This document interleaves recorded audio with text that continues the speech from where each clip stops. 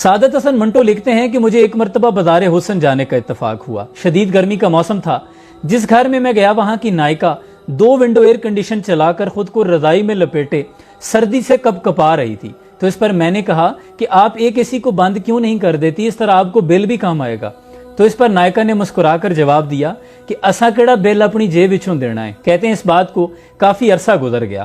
مجھے کسی کام کے سلسلے میں گجرانوالہ کے اسسٹنٹ کمشنر کے آفس جانے کا اتفاق ہوا۔ شدید گرمی کے موسم میں صاحب بہادر پینٹ کوٹ اور ٹائی لگائے اپنے کمرے میں بیٹھے تھے اور 2 ونڈو ایئر کنڈیشن فل آب و تاب کے ساتھ چل رہے تھے اور جناب کو سردی بھی محسوس ہو رہی تھی۔ تو اس پر میں نے کہا کہ جناب آپ ایک اے سی کو بند کیوں نہیں کر دیتے، اس طرح آپ کو بل بھی کم آئے گا۔ تو اس پر صاحب بہادر نے جواب دیا کہ اساں کیڑا بل اپنی جیب وچوں دینا ہے۔ کہتے ہیں کہ فوراً میرا خیال اسی بازار حسن کی نائکا کی طرف چلا گیا، کیونکہ دونوں کے مکالمے اور دونوں کی سوچ ایک ہی جیسی ہے۔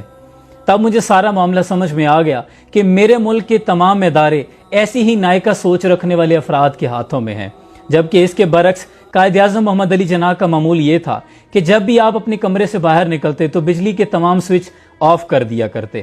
آپ اپنے گھر میں ہوں، ہمارے ساتھ ہوتے یا کسی بھی میزبان کے ساتھ، تو آپ کی یہی عادت ہوا کرتی۔ ایک روز میں نے پوچھ لیا کہ قائد آپ ایسا کیوں کرتے ہیں؟ تو قائد نے کہا کہ یہ میرا ملک ہے، مجھے اپنے ملک کا ایک بھی یونٹ ضائع نہیں کرنا چاہیے۔ آخری مرتبہ قائد سے میری ملاقات 31 اگست 1947 کو گورنر جنرل ہاؤس پر ہوئی۔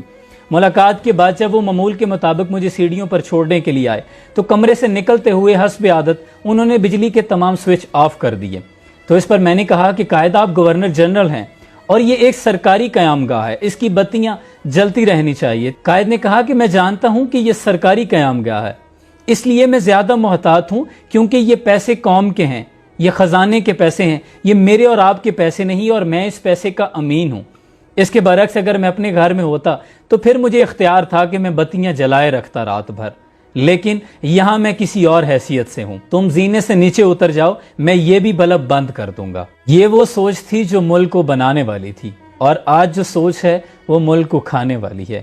اب آپ نے فیصلہ کرنا ہے کہ آپ کس سوچ کے امین ہیں۔ اللہ آسانیاں حاصل اور تقسیم کرنے کا شرف عطا فرمائے، آمین۔